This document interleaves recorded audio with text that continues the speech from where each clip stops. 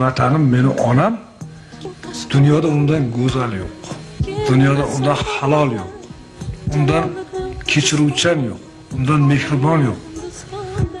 Sen nima qilsang ham kechiradi. Uni ba'zan hatto yaxshi ma'noda aldasang ham kechiradi. Endi tasavvur qilaman-da, meni onamdek go'zal, meni onamdek hokisor zotni yaxshi ko'rganlar meni do'stim xolos. Meni onamni yaxshi degan do'stim, lekin meni onamni haqida birov yomon gapirsa, sen tasavvur qil, shu meni onamni birov tashlatsa, qo'lini sindiraman urib.